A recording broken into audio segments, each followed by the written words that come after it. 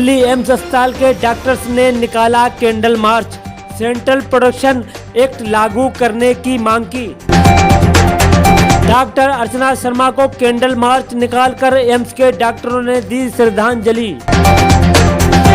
राजस्थान के दौसा जिले में महिला डॉक्टर अर्चना शर्मा की आत्महत्या का मामला अब राजस्थान से बाहर भी उठने लगा है, जहां पर डॉक्टर अब इस मामले में महिला डॉक्टर के साथ खड़े हुए नजर आ रहे हैं और उन्होंने महिला डॉक्टर के साथ हुई इस घटना को लेकर डॉक्टरों ने पूरी तरह से काम बंद कर दिया था। लेकिन अब राजधानी दिल्ली के सबसे बड़े एम्स अस्पताल के डॉक्टरों ने आज देर शाम को डॉक्टर अर्चना शर्मा को श्रद्धांजलि दी और कैंडल मार्च निकालकर अपना विरोध दर्ज कराया। देखिए हमारे संवाददाता शाहनवाज खान की एक खास रिपोर्ट।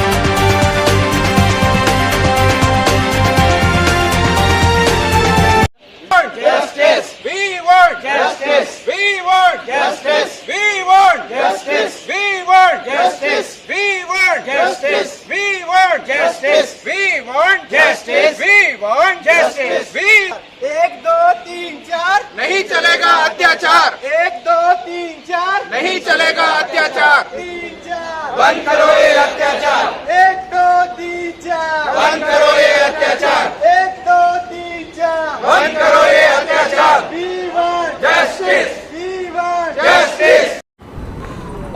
जैसा कि आप सभी को ज्ञात है कि राजस्थान में अभी जब एक डॉक्टर ने अपनी बहुत कोशिशें की और उसके बावजूद वो जब नहीं बचा पाए, उन्हें भी खेद था, पर इस चीज़ को पॉलिटिसाइज़ किया गया, इस चीज़ को एक गलत तरीके से आगे किया गया, जिससे कि डॉक्टर को मजबूरनवश ये एक एक्सट्रीम स्टेप है, ये उठाना पड़ा, उनको खुदकुशी करना पड़ा। आज सब डॉक्टर्स में रोष है, सब लोग गुस्से में हैं, सबके अंदर ये है कि ये आगे किसी के साथ ना हो और जिनके अभी उनके साथ हुआ है, डॉक्टर अर्चना के साथ हुआ है, उनको पूरा न्याय मिले। न्याय मिलने के अलग अलग उनके पॉइंट हैं, अलग अलग डिमांड हैं। एक ये कि जो भी कल्प्रिट्स थे, जो भी अपराधी थे, वो अरेस्ट हों, उनको तुरंत गिरफ्तार किया जाए।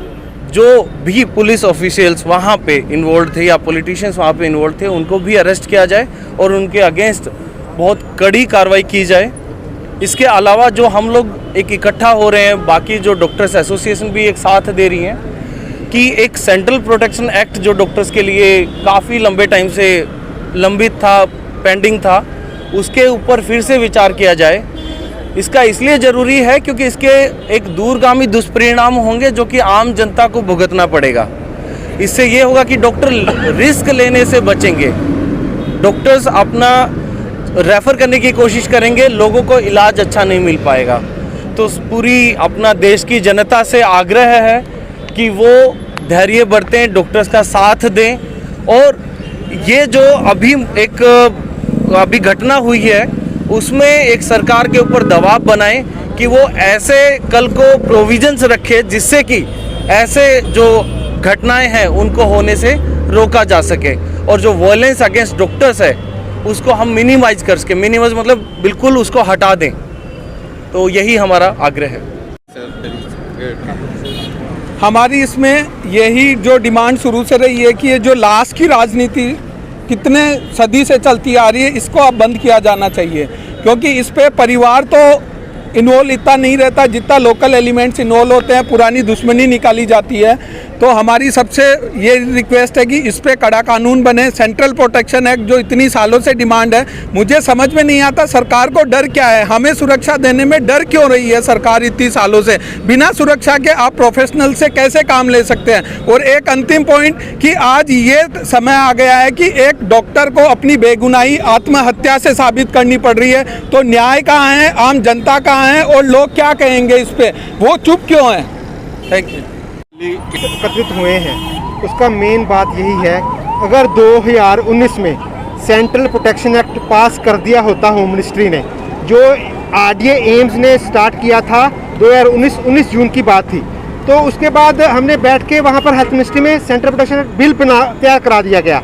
उसमें अगर वो पास हो गया होता, आज तक डॉक्टर अर्चना की आज मृत्यु नहीं हुई होती।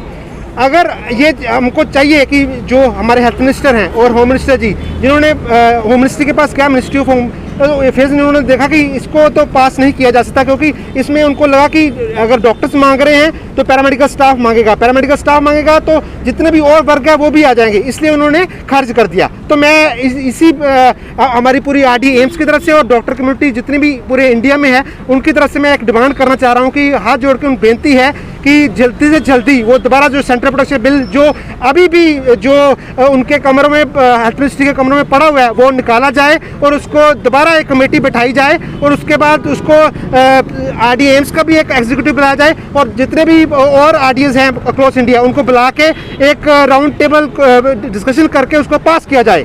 जितनी जल्दी पास होगा उतनी जल्दी ही सबको न्याय मिल सकता है।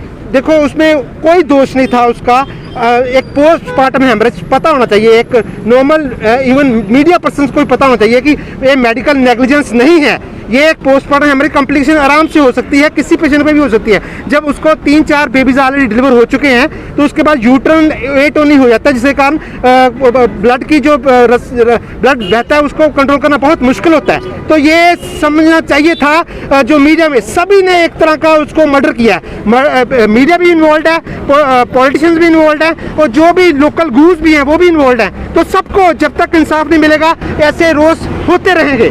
धन्यवाद जी। मैं डॉक्टर मनाली हूँ, मैं सीनियर रेजिडेंट एम्स में। डॉक्टर मनाली जी, हमें इंसाफ चाहिए, हमें सेंट्रल प्रोटेक्शन एक्ट चाहिए। हम लोग डॉक्टर्स हैं, इतनी पढ़ाई लिखाई करते हैं मरीज़ों की सेवा करने के लिए।